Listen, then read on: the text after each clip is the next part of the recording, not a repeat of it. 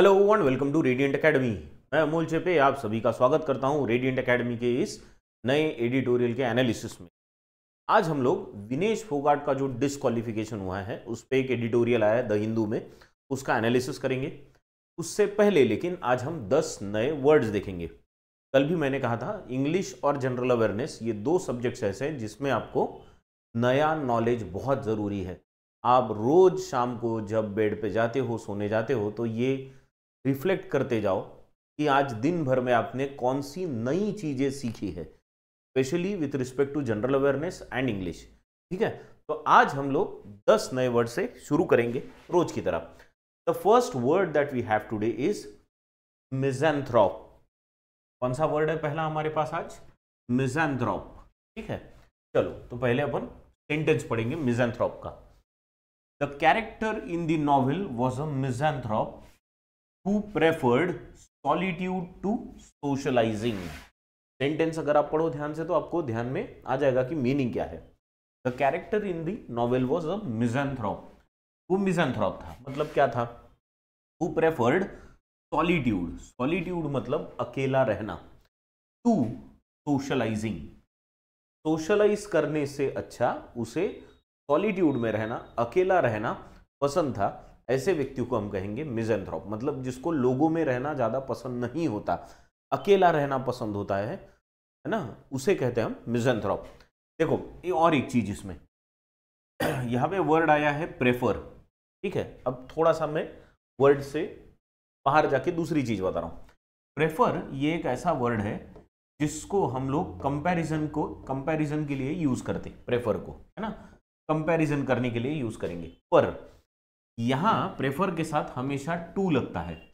Prefer this to this, यानी prefer A to be ऐसा लगेगा। प्रेफर के साथ कभी भी देन नहीं लगता, इतना याद रखो। बहुत बार बच्चे बोलते हैं I prefer tea than coffee, तो वो गलत है। प्रेफर के साथ क्या लगना चाहिए? I prefer tea to coffee. Similarly जैसा प्रेफर है वैसे ही कुछ वर्ड्स है, जैसे सीनियर, है ना, senior, he is senior to me, he is junior to me, this product is superior to that product, this product is inferior to that product. तो superior, inferior, senior, junior, prefer, इन सबके साथ to लगता है, किसी के साथ भी देन नहीं लगता, ये याद रखना। ठीक है, तो मिज़ैंथ्रोप का मतलब समझ गया। मिज़ैंथ्रोप मतलब ऐसा व्यक्ति जिसे लोगों में रहना पसंद नहीं है, जिसको अकेला रहना पसंद है, उसको जमावड़ा, लोगों की भीड़, इससे प्रॉब्लम है, ऐसा व्यक्ति होता है मिज़ैंथ्रोप। मतलब क्या? A person who dislikes human kind and avoids human society. Society में रहना, ह्यूमंस में रहना उसे अच्छा नहीं लगता। ठीक है, अकेला रहने वाला व्यक्ति। सिनोनिम्स क्या होंगे इसके? रिक्ल्यूज, रिक्ल्यूज मतलब अलग पड़ जाना, सिनिक फिर से अलग पड़ना, या लोनर, लोनर मतलब अकेला रहना पसंद है जिसको, दैट इज लोनर। एंटोनिम्स, अब ऐसा व्यक्ति जिसको सोसाइटी में रहना पसंद है, जो अपने साथ लोगों की भीड़ लेके चलता हो या भीड़ में ही रहता हो, उसको क्या कहेंगे हम? फिलैंथ्रोपिस्ट। फिलैंथ्रोपिस्ट बेसिकली वो व्यक्ति होता है जो लोगों में रह के लोगों की सेवा करता है, लोगों के लिए दान धर्म करता है, that is philanthropist. Humanitarian, humanitarian मतलब वही जो बंदा लोगों में रहे, लोक कार्य में इन्वॉल्व हो। एक्सट्रोवर्ट यानी ऐसा व्यक्ति जो भी उसको लगता है वो बताए, लोगों से बात करे, टेल्स एवरीवन। इंट्रोवर्ट वो व्यक्ति होता है जो अपनी भावनाएं अपने पास ही रखे, उसे हम कहेंगे इंट्रोवर्ट। तो misanthrope is more like an introvert, खुद में ही रहे, अकेला रहे, लोगों से दूर रहना उस व्यक्ति को पसंद हो। ठीक है, समझ गए? क्लियर? चलो नेक्स्ट वर्ड पे जाएंगे। Next word is sagacious. क्या वर्ड है? Sagacious. It is an adjective, जैसे ही OUS लगा वैसे हमको पता है कि इट इज एन एडजेक्टिव। चलो what is the sentence? The sagacious leader guided the team through the crisis with wisdom. है ना, वो लीडर ने क्या किया? लीडर कैसा था? सेगैशियस लीडर था, और उसने क्या किया? बुरे वक्त में अपनी सोच से, अपनी होशियारी से, अपना अच्छा दिमाग का यूज करके उसने उस प्रॉब्लम से लोगों को बाहर निकाला लीडर ने, ठीक है। ऐसे व्यक्ति को कहेंगे हम सेगैशियस। तो सेगैशियस का मतलब क्या होता है? ऐसा व्यक्ति जो आप सूझबूझ भरा, सेगैशियस का मतलब है सूझबूझ भरा, ऐसा व्यक्ति जो दूर का देख सके, सूझबूझ हो, समझदार हो, तो समझदारी से काम ले, उसे हम कहेंगे सेगैशियस।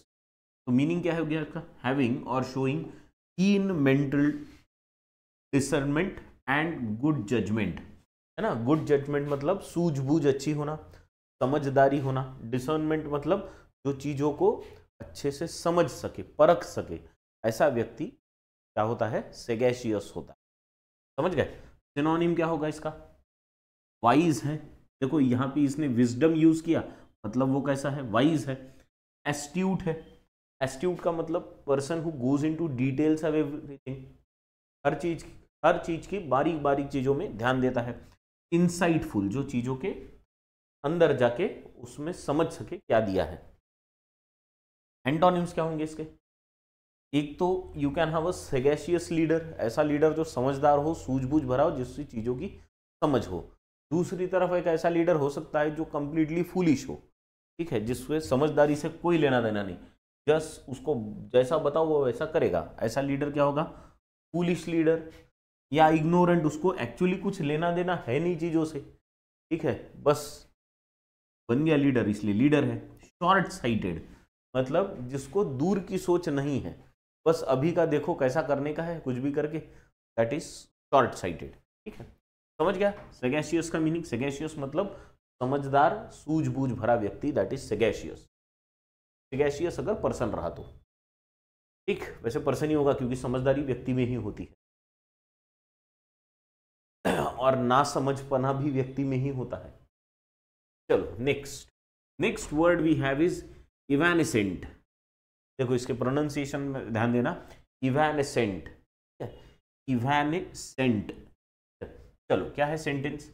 The evanescent rainbow appeared after the brief afternoon shower, ठीक है। The evanescent rainbow appeared after the brief afternoon shower. Afternoon shower के बाद वो रेनबो जो था वो इवैनिसेंट रेनबो दिखा। इवैनिसेंट रेनबो मतलब ऐसा रेनबो जो कलर में फेड हो रहा है, जिसका कलर उतर रहा है ना, या फीका पड़ रहा है कुछ, तो दैट इज इवैनिसेंट। जो ब्लर होते जा रहा है, ब्लर से ज्यादा उसका कलर फीका होना, फेड होना, दैट इज कॉल्ड इवैनिसेंट। क्या मीनिंग है इसका? देखो, क्विकली फेडिंग और एक्सक्यूज मी, और डिसअपियरिंग, ठीक है। एक तो बहुत जल्दी वो फेड हो रहा है या डिसअपियर हो रहा है ना। सिनोनिम क्या होगा इसका? ट्रांजिएंट। ट्रांजिएंट मतलब एक फॉर्म से दूसरे फॉर्म में जाना, उसे कहते हैं हम ट्रांजिएंट। फ्लीटिंग यानी जल्दी से अपना फॉर्म बदलना, अभी कलरफुल था अभी फीका पड़ रहा है। एफेमेरल, एफेमेरल हमने ये वर्ड कुछ ही दिन पहले देखा था। Something that lasts for very short time, बहुत कम समय के लिए अगर कोई चीज होती है तो उसे हम क्या कहते हैं? एफेमेरल कहते हैं, है ना। तो रेनबो भी वैसा ही है, बहुत कम देर तक दिखा वो और फिर फीका पड़ गया, डिसअपियर हो गया, तो वो एफेमेरल था, बहुत कम समय के लिए था। एंटोनिम क्या होगा इसका? इवैनिसेंट मतलब बहुत जल्दी निकल जाना, बहुत जल्दी फीका पड़ जाना, चले जाना जल्दी से। क्या होगा? परमानेंट, इंड्यूरिंग या लास्टिंग, हमेशा के लिए रहना, लॉन्ग ड्यूरेशन के लिए। समझ गए? Clear word evanescent, it's a new word है ना, नया वर्ड है हमारे। चलो नेक्स्ट वर्ड पे जाएंगे। Next word which is very regularly used in editorials और आर्टिकल्स, कौन सा वर्ड है? इनकॉरिबल, कॉरिजिबल, ठीक है, कॉरिजिबल, कॉरिबल नहीं है, कॉरिजिबल है, तो इनकॉरिजिबल, ठीक है। अभी ये word incorrigible is of course antonym of corrigible. Corrigible मतलब जिसको करेक्ट किया जा सकता है, दैट इज कॉरिजिबल। जिसको करेक्ट नहीं किया जा सकता, नहीं, वो इनकॉरिजिबल हो गया, है ना। You can not correct those things. देखो करेक्ट वर्ड ध्यान में रखना, जिसको करेक्ट ना किया जा सके वो इनकॉरिजिबल, जिसको करेक्ट किया जा सके वो कॉरिजिबल, ठीक है। चलो सेंटेंस पढ़ेंगे। Despite numerous warnings his corrigible behaviour continued. बहुत वार्निंग्स के बाद भी, न्यूमरस वार्निंग्स के बाद भी, हिज कॉरिजिबल बिहेवियर, ऐसा बिहेवियर जिसको अभी सुधारना बहुत मुश्किल है ना, बहुत बिगड़ चुका है, उसको अभी सुधारना मुश्किल है, दैट इज इनकॉरिजिबल। क्या मतलब होता है इसका? Not able to be corrected. देखो करेक्टेड, CORR,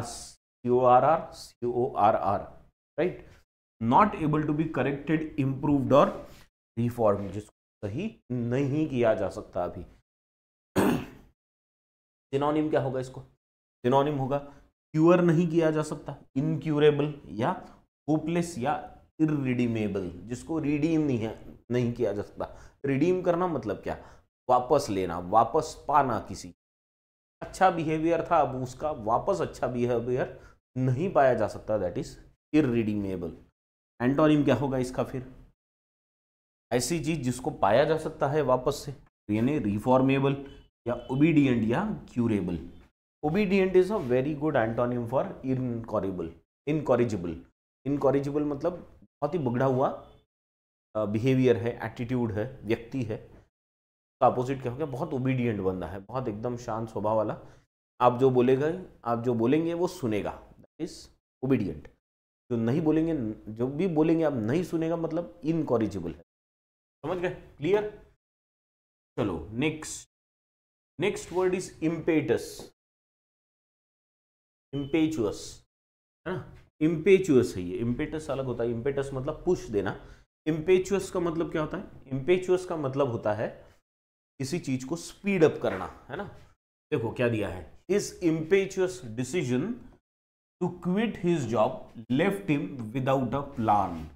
उसका जो ये निर्णय था जॉब छोड़ने का, जो उसका निर्णय था वो इम्पेचुअस था, यानी बहुत जल्दी में लिया गया निर्णय। इम्पेचुअस का मतलब क्या होता है? बहुत जल्दी में लिया गया निर्णय, something that is taken very fast, है ना। तो इसका मतलब एक्टिंग और डन क्विकली, बहुत झट से कुछ तो भी करना, विदाउट थॉट और care. Generally it is without thought और केयर, बिना कुछ ज्यादा सोचे फट से कुछ कर लेना, दैट इज इम्पेचुअस। ठीक है, तो इसका सिनोनिम क्या होगा? रैश। रैश ड्राइविंग के बारे में सुना ना, quick driving, fast driving without care, that is rash. Impulsive, impulsive मतलब झट से बस ऐसे लगा और कर दिया, दैट इज इम्पल्सिव। आपकी इम्पल्स पे आपको ऐसे लग रहा है कि अभी ठीक है अब ये कर लूँ, तो बस वो चीज कर ली, दैट इज इम्पल्सिव। ठीक है, या हेस्टी। हेस्टी मीन्स बहुत जल्दी से, very quickly, that is hasty. Antonym क्या होगा फिर इसका? आराम से, शांति से, लिथार्जिक तरीके से, आलस भरे तरीके से कर, है ना। मतलब cautious, cautious of course has positive connotation to it. Deliberate, जानबूझकर धीरे धीरे करना। थॉटफुल, विचार पूर्वक किसी चीज को करना। ठीक है, अब ये अच्छे मीनिंग वाले वर्ड्स है। इम्पेचुअस ये जिसमें क्विक, बहुत जल्दी करने वाली चीज है, उसमें निगेटिविटी या अफर्मेटिविटी दोनों हो सकती है, पॉजिटिविटी दोनों हो सकती है। समझ गए? क्लियर? इम्पेचुअस। चलो नेक्स्ट वर्ड इज ग्रिगेरियस। मस्त वर्ड है ये, ग्रिगेरियस, और बहुत रेगुलरली यूज होता है, स्पेशली ऐसे लोगों के लिए जिनके बहुत सारे दोस्त हैं। फ्रेंड सर्कल अगर बड़ा हो तो आप ग्रिगेरियस हो। अगर आपका फ्रेंड सर्कल बहुत बड़ा है मतलब आप ग्रिगेरियस हो, आपको लोगों में रहना पसंद है ना। वो मिज़ैंथ्रोप जो देखा था, आप मिज़ैंथ्रोप नहीं हो, आप ग्रिगेरियस हो, तब आपको लोगों का साथ पसंद है। देखो क्या बोला है, हर ग्रिगेरियस नेचर, उसका नेचर कैसा था? ग्रिगेरियस था। ग्रिगेरियस मतलब she loved being with people, she had a lot of friends, made her the perfect host for the party। ना उसका नेचर ही ग्रेगेरियस था, उसे लोगों में रहना पसंद था, बहुत सारे दोस्त थे, इसलिए वो वैसी भी होस्ट बहुत अच्छी थी किसी पार्टी के लिए, she was the best host. Meaning क्या? फॉन्ड ऑफ कंपनी और सोशेबल, जिनको लोगों में रहना पसंद है, जिनको सोशल एटमॉस्फेयर पसंद है, उन्हें कहेंगे हम ग्रेगेरियस। सिनोनिम क्या होगा इसका? सोशेबल, आउटगोइंग या फ्रेंडली। ये बहुत अच्छा वर्ड है उसके लिए, friendly. someone who is friendly and has a lot of friends, has a big friend circle, is gregarious. Antonym क्या होगा इसका फिर? एंटोनिम आप मिज़ेंथ्रोप ले सकते हो, इसका क्या ले सकते हो? मिज़ेंथ्रोप, ये एंटोनिम हो गया ग्रेगेरियस का। या इंट्रोवर्टेड, सॉलिटरी या शाय। सॉलिटरी का मतलब अकेला, शाय तो आपको पता ही है ना, जो शर्मा है वो शाय हो गया। क्लियर, समझ गया? ग्रेगेरियस मस्त वर्ड है एकदम। चलो, the next word we have is tantamount. Tantamount, tantamount ये भी बहुत कॉमन वर्ड है, हमेशा आपको एडिटोरियल में मिलेगा। क्या है टेंटामाउंट? His silence on the matter was tantamount to an admission of guilt. Guilt मतलब गलती करने की जो फीलिंग होती है, that feeling is called guilt। कुछ गलत कर दिया के बाद जो फीलिंग होती है, that is a feeling of guilt। ठीक है, तो उस मैटर पे silence was tantamount to admission of guilt। tantamount to का मतलब होता है equal to, equal to, same. मतलब उसने उस मैटर पे जो शांति, साइलेंस रखा है, मतलब उस पे कुछ उसने बोला नहीं, इससे पता चल रहा था, इसका मतलब यही है कि वो दोषी है ना, मतलब यही है, मतलब it is equal to, it is same as that, इसका मतलब वही है, ऐसा होना मतलब टेंटामाउंट। ठीक है, तो क्या होता है टेंटामाउंट का meaning? Equivalent in seriousness to virtually the same, यानी मोर और लेस वो सेम ही है, ऐसा, दैट इज कॉल्ड टेंटामाउंट। समझ गए? कोई और एग्जांपल दूं आपको टेंटामाउंट का? जैसे जैसे attending this class daily is tantamount to reading newspaper for 2 hours। 2 घंटे खुद से अकेले से न्यूज़पेपर पढ़ने के बजाय आप 1 घंटे का, ये 45 से 50 मिनट का ये क्लास कर लो, वो इक्वल है, same is tantamount to reading newspapers for 2 hours। मस्त एकदम, समझ गए? तो tantamount to is very similar और equal to, almost equal to. Synonym क्या होगा इसका? इक्विवेलेंट, इक्वल या कंपेरेबल। सेम, कंपेरेबल मतलब दोनों सेम लेवल पे हो। एंटोनिम क्या होगा इसका? डिफरेंट, अपोजिट या अनइक्वल, है ना। टेंटामाउंट का मतलब होता है इक्वल, अपोजिट क्या होगा इसका? अनइक्वल। समझ गए? टेंटामाउंट मस्त वर्ड है, हमेशा आता है एडिटोरियल में। दूसरा एक वर्ड है जो आपको कमेंट्री में बहुत बार सुनने को मिलेगा, अगर आप क्रिकेट देखते हो, फुटबॉल देखते हो, तो ये वर्ड कमेंट्री में बहुत कॉमनली यूज होता है, प्रोलिफिक। प्रोलिफिक, आपने ये वर्ड प्रोलिफिक स्कोरर के साथ सुना होगा, जैसे he is a prolific scorer, यानी वो हमेशा स्कोर करते ही रहता है। प्रोलिफिक स्कोरर मतलब उसको बड़े बड़े स्कोर्स करने की आदत ही है ना, वो हमेशा स्कोर करते रहता है, तो दैट इज प्रोलिफिक। हमेशा कोई चीज करते रहना, दैट इज प्रोलिफिक, कंटिन्यूअसली। देखो क्या दिया है, the prolific author. Prolific author मतलब, अब ऑथर है तो क्या करेगा? लिखेगा। तो ये बंदा अगर प्रोलिफिक ऑथर है तो वो कंटिन्यूअसली लिखता रहेगा। ठीक है। Released 3 novels in 1 year। देखो, 1 साल में 3 नॉवेल्स लिख डाली, मतलब वो बस लिखते ही रहता है, दैट इज प्रोलिफिक, है ना। मीनिंग क्या होगा? प्रोड्यूसिंग मेनी वर्क्स, रिजल्ट्स और ऑफस्प्रिंग। कुछ भी बहुत लार्ज क्वांटिटी में अगर आप प्रोड्यूस कर रहे हो, जैसे बहुत रन बना रहे हो, बहुत सारे गोल स्कोर कर रहे हो, तो you are prolific run getter, you are a prolific scorer. समझ गए? इस केस में द ऑथर इज प्रोलिफिक, मतलब ही कीप्स ऑन राइटिंग। ठीक है, प्रोलिफिक। सिनोनिम क्या होगा?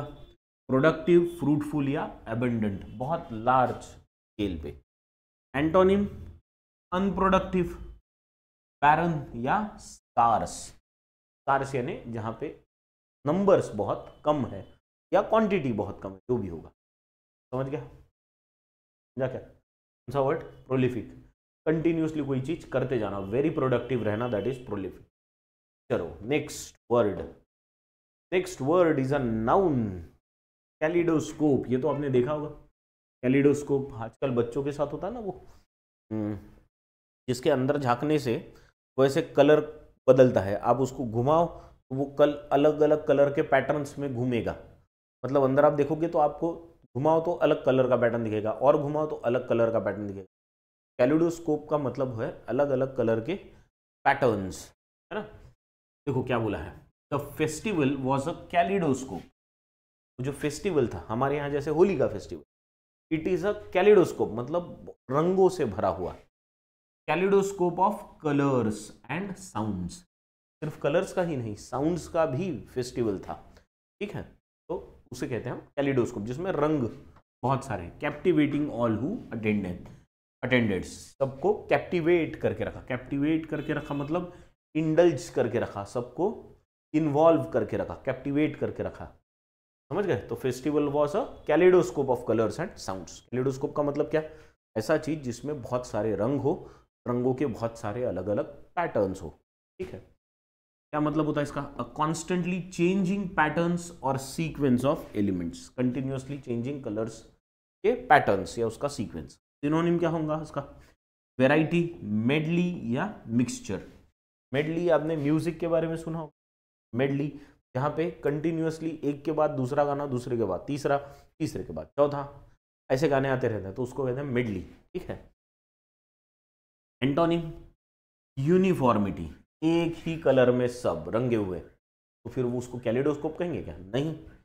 मोनोटोनी, यानी मोनोटोनी का मतलब क्या होता है, एक ही टोन में है सब, या सिंगुलैरिटी, सिंगुलैरिटी का मतलब एक। Kaleidoscope is related to plurality, बहुत सारी चीजें, बहुत सारे रंग, बहुत सारे पैटर्न्स, बहुत सारे साउंड्स, एवरीथिंग इन बहुत सारा, समझ गए kaleidoscope. Shall we move on to the next word. The next word we have is paradox. Paradox, अब पैराडॉक्स ये भी वर्ड बहुत कॉमन है ना। चलो, फिगर ऑफ स्पीच भी है पैराडॉक्स। क्या दिया है, the paradox of choice suggest that having too many options can make decision making more difficult। बहुत ज़्यादा चीज़ें अगर हमारे पास हो तो डिसीजन लेना मुश्किल हो जाता है, यही पैराडॉक्स है, बराबर। पैराडॉक्स का मतलब क्या, opposite, something which is contradictory, generally a statement जिसमें अपोजिट्स हो, एक चीज इधर कुछ और बोलो, उधर कुछ और बोलो, पैराडॉक्स। अ स्टेटमेंट और situation that seems contradictory, contradictory का मतलब क्या होता है, अपोजिट, तो दैट इज पैराडॉक्स, और oppose to common sense yet might be true. Synonyms क्या होंगे इसके, कॉन्ट्राडिक्शन यानी अपोजिट, एनामोली मतलब अगेन अपोजिट, इनकंसिस्टेंसी चेंज होते रहना, एंटोनिम्स कंसिस्टेंसी, हार्मनी या एग्रीमेंट, समझ गए। तो पैराडॉक्स इज बेसिकली अपोजिट्स, अलग अलग, है ना, opposite, completely different, bipolar, at opposite poles कह सकते हैं, बाइपोलर नहीं, एट अपोजिट पोल्स, समझ गए, क्लियर। चलो नेक्स्ट वर्ड पे, नेक्स्ट वर्ड कौन सा है, चलो तो वर्ड्स खत्म, now we have the editorial, ठीक है। तो ये जो एडिटोरियल है आपके लिए, it is up but out on Vinesh Phogat's Olympic campaign. तो अभी आपको ये पढ़ना है, फिर हम इसे डिस्कस करें, गो थ्रू इट, चलो पढ़ो।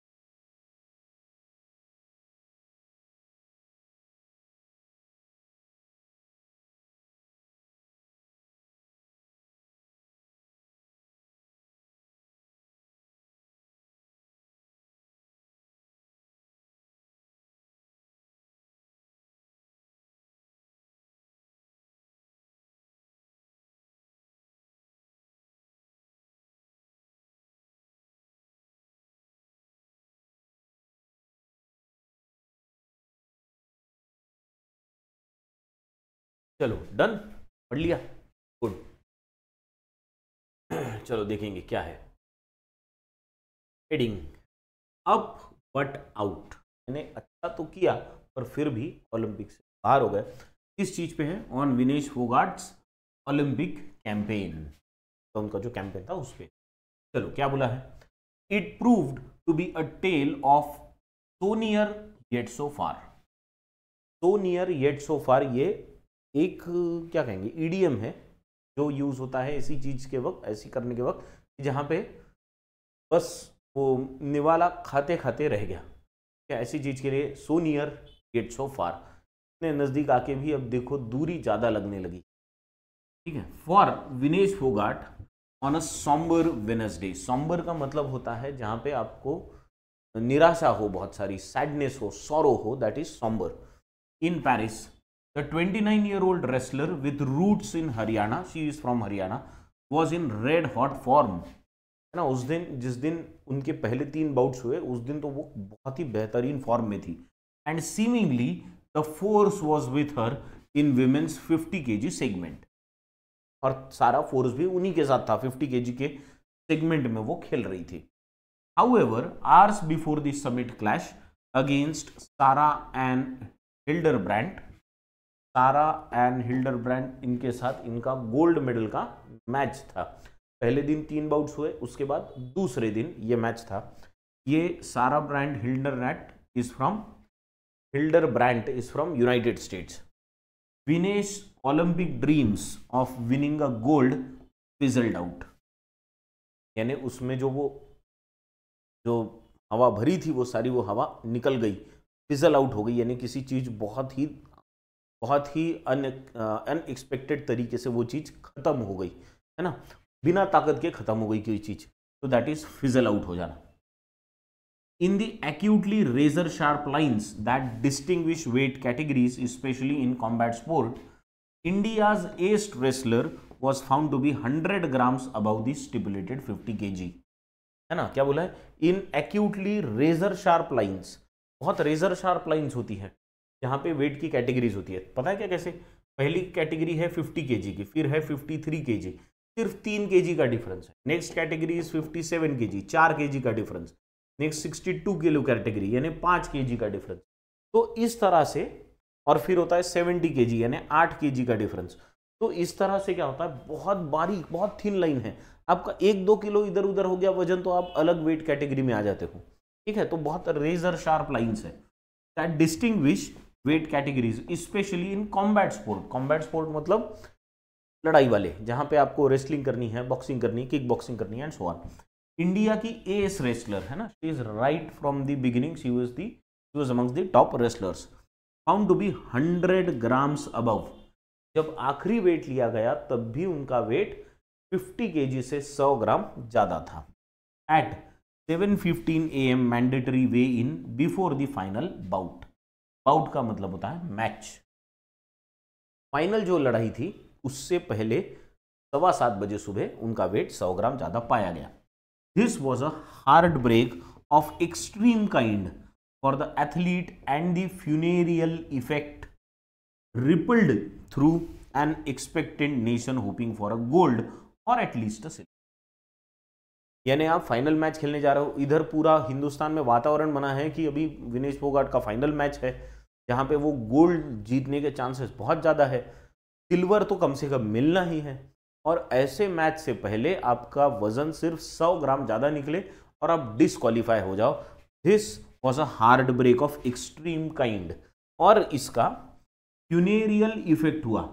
फ्यूनेरल का मतलब होता है मैयत, फ्यूनेरियल यानी मातम जैसा वातावरण, है ना। हिंदुस्तान में मातम जैसा वातावरण हो गया था कि किसी की मैयत हो गई तो जितना दुख होता है उस प्रकार का दुख हमें पूरे अपने देश में देखने को मिला। थ्रू एन एक्सपेक्टेंट नेशन, हमें बहुत एक्सपेक्टेशंस थी, हम होप लगा के बैठे थे कि गोल्ड मिलेगा, कम से कम सिल्वर तो मिलना ही है। Having weighed 49.90 kg on Tuesday, पहले के दिन की जो बात थी, ट्यूसडे को, उस समय पे पहले मैच से पहले उनका वेट हुआ था, तब वो 49.90 kg की थी। ठीक है, Vinesh acquired a massive halo to the, अभी देखो क्या बोला इसमें, यहां ध्यान देना, हाँ क्या बोला है, Vinesh acquired a massive hello through the day. उस दिन 3 बाउट्स हुए, 3 मैचेस हुई और उसने दिन भर में एक अपना ऑरा बना लिया था, मैसिव हैलो। हैलो क्या होता है पता है क्या, जो अगर एग्जैक्टली बताना है आपको तो आपको ध्यान में रहेगा, जब हम ग्रेट पर्सनालिटीज के बारे में बोलते हैं, स्पिरिचुअल लीडर्स के बारे में, तो वो जैसे ध्यान साधना में बैठे हैं तो उनकी जो फोटोग्राफ होती है उसमें आपने देखा होगा उनके सर के पीछे लाइट होता है, ऐसा एक चक्र बना होता है उजाले का, that is called as halo. इसका मतलब होता है ऑरा, है ना, प्रकाश ज्ञान का। तो उनका ऐसा ही एक ऑरा बन चुका था कि वो चल रही थी, तो वो मैच में जा रही थी, तो इन्होंने बहुत बड़ा कारनामा किया, तो वो एक ऑरा के साथ चल रही थी उस पूरे दिन में। क्या क्या किया था उन्हें, toppling defending champion you Susaki. पहले तो उन्होंने डिफेंडिंग जो चैंपियन थी जापान की यू सुसाकी, इसको हराया था। फिर and eventually getting past Cuba's Yusneylys Guzman Lopez in the semifinal. पहले तो सुसाकी को हराया जापान की, और फिर क्यूबा की जो गुज़मान लोपेज थी, सॉरी यूसेनिलिस गुज़मान लोपेज थी, ये क्यूबा की फाइटर थी, क्यूबा की रेसलर थी, इनको भी सेमीफाइनल में हराया। तो उस दिन तो उनका ऑरा दिन भर में बढ़ता ही गया। He became from a good wrestler to one of the best in the competition, उतने पूरे दिन में। ठीक है, चलो फिर आगे क्या हुआ, आगे क्या हुआ ये आपको यहां से पढ़ना है, फिर हम इस पर चर्चा करेंगे। चलो read it.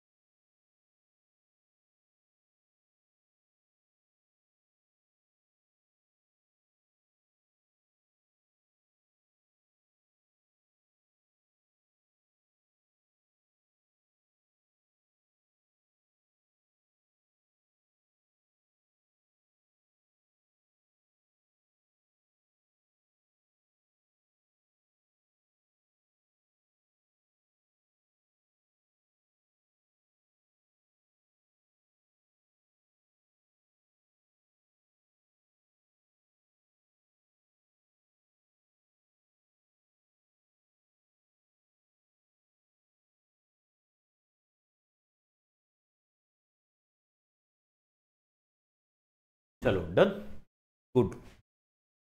I am happy that your reading speed is increasing. चलो let us now move on to the next part. क्या दिया है नेक्स्ट पार्ट में, at the mixed media zone Vinesh waved to the scribes but refrained from having a chat. जब उनकी तीनों matches खत्म हुई उसके बाद ऐसे लगा था कि वो स्क्राइब्स से बात करेगी। स्क्राइब्स मतलब रिपोर्टर्स, ये रिपोर्टर्स हो गए, क्योंकि यहाँ पे किसकी बात हो रही है, मीडिया जोन। मीडिया जोन में क्या होगा, रिपोर्टर्स होंगे, है ना। बट रिफ्रेन्ड यानी वो बचती रही, किस चीज से बचती रही, हैविंग अ चैट की, कि मीडिया से बात करे, वहां जो सॉरी वहां जो रिपोर्टर्स है उनसे बात करे, इससे वो बचती रही। The alarm bells, alarm bells का मतलब खतरे की घंटी। द अलार्म बेल्स दो were ringing loud and clear within the Indian contingent. लेकिन जो उनका सपोर्ट स्टाफ था उनको पता था कि कुछ तो भी तो गड़बड़ है। कहाँ गड़बड़ है, as Vinesh and her support staff were conscious about her latest weight being 52.7 kg। तो दिन भर में अब 3-3 अगर बाउट्स खेलने हैं, 3-3 मैचेस खेलनी है, सुबह मैच से पहले 49.90 kg का वेट था, दिन भर में अगर 3 मैचेस खेलनी है तो आपको खाना पड़ेगा, 3-3 लड़ाई लड़नी है आपको, फ्लूइड से लेनी पड़ेंगी, तो क्या होगा, वेट तो गेन होगा ही। तो जब दिन खत्म हुआ, तीनों मैचेस खत्म हुई, तब वेट जो था वो 52.7 kg तक पहुंच चुका था। तब the weight had risen to 52.7 kg, और इसी की वजह से अलार्म बेल्स रिंग करना शुरू कर दिया था क्योंकि तब तक ये सपोर्ट स्टाफ को तो पता था कि वेट गेन हो चुका है, ठीक है, अब लूज करना will be challenging. The ensuing night, यानी वो जो उस रात की बात हो रही, the ensuing night was all about pursuing a crash course in losing extra kilos. ये जो बचा हुआ 2 किलो 700 ग्राम है उसको कम करने में अब वो पूरी रात जाने वाली थी। Extreme measures such as starvation, starvation का मतलब क्या होता है, उपवास, कुछ न खाना, that is starvation. Water being ignored, एक बूंद पानी भी नहीं लिया। फ्रेंटिक एक्सरसाइजेस, है ना, बहुत, फ्रेंटिक का मतलब क्या है बहुत सारी नेसेसिटी से ज्यादा, बहुत aggressive exercises. And induce nausea, nausea का मतलब जी मचलना, हाँ जी मचलना, उसके लिए इंड्यूस किया गया है, वो जानबूझ के वो नोशिया डाला गया ताकि जी मचले, वोमिटिंग हो, कुछ तो भी हो, तो उससे 4 चीजें बाहर निकले शरीर, है ना। तो नोशिया वेर ऑल अटेम्प्टेड, ये सारी चीजें उस एक रात में की गई ताकि वजन कम किया जा सके। इवन इंसोम्निया ऑकर्ड, इंसोम्निया का मतलब है नींद ना आना, नींद की बीमारी, नींद ना आने की बीमारी को कहते हैं इंसोम्निया। हमको तो बहुत नींद आती है भाई, हम इंसोम्निया के अपोजिट है ना हम सब लोग, पर ये इंसोम्निया का मतलब है नींद ना आना। तो रात भर सोई नहीं लड़की, रात भर एक्सरसाइज करती रही, स्वेटिंग बहुत ज्यादा हो, इसका प्रयास चालू था कि सो दैट वो वेट डिक्रीज हो।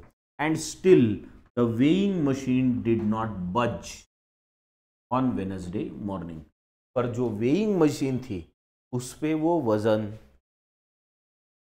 कम नहीं हो रहा था, तो इसीलिए बोला है the weighing machine did not बज। डिड नॉट बज का मतलब होता है अपने जगह से ना हिलना, यानी उसने वो 50 केजी के नीचे नहीं गई। With an original body weight of around 55 KG, actually Vinesh Phogat का जो वेट है वो 55 केजी का होता है। वेट कैटेगरी की बात नहीं कर रहा हूं, वेट की बात कर रहे हैं। It was extraordinary that Vinesh even attempted to compete in the 50 kg bought.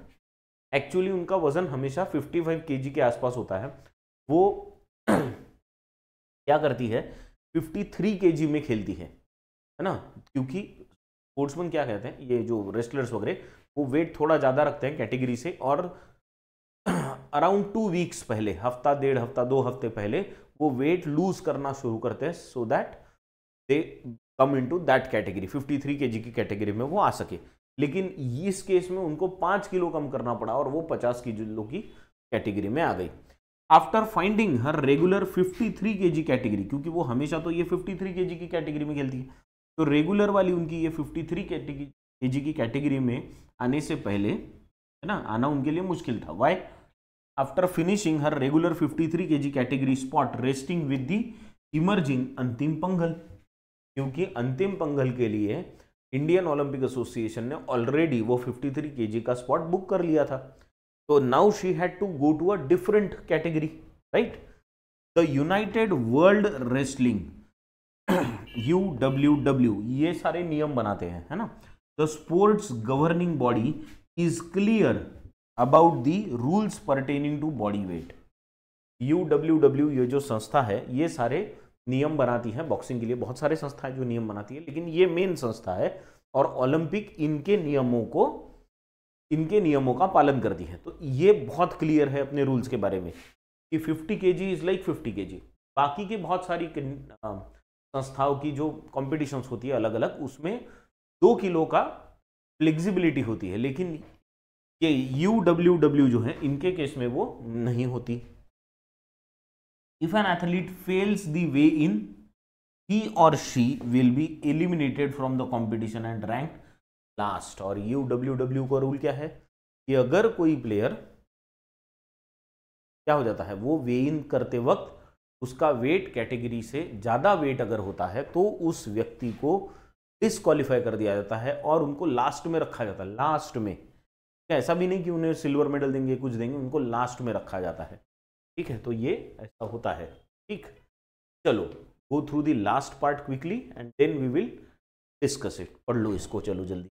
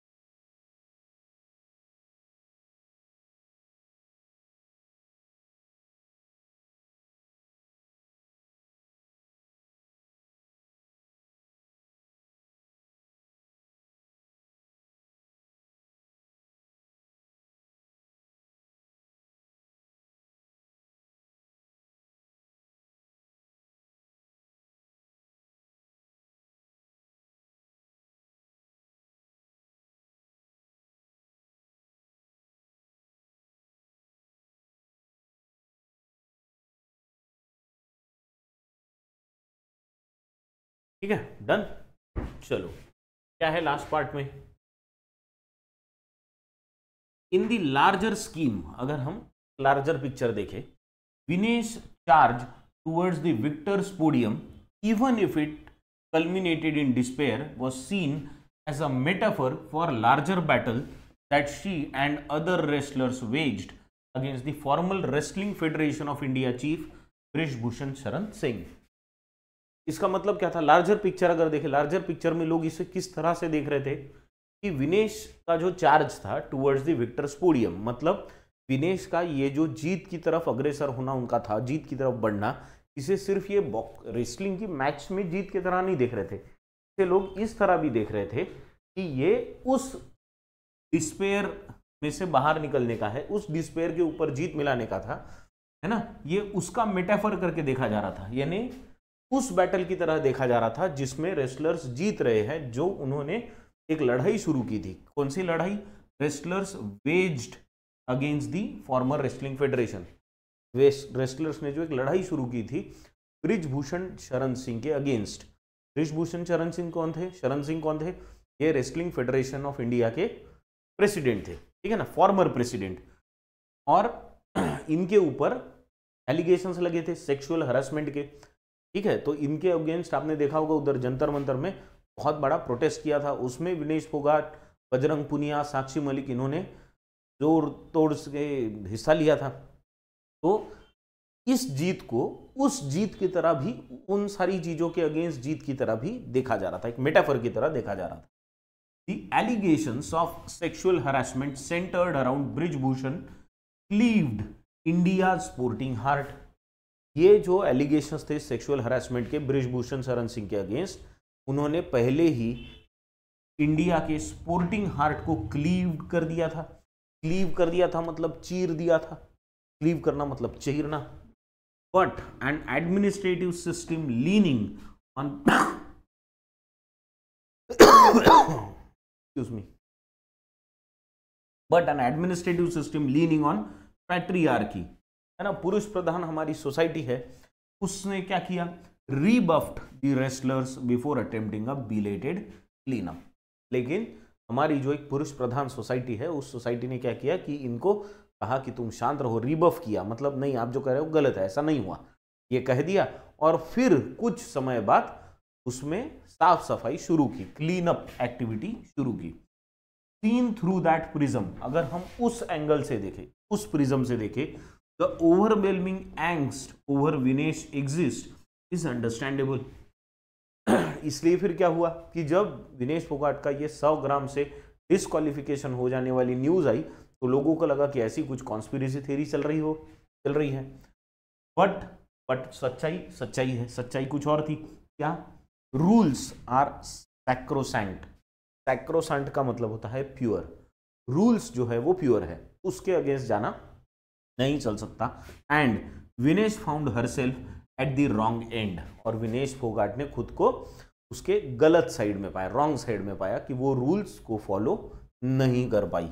And her retirement announcement has left Indian sport poorer.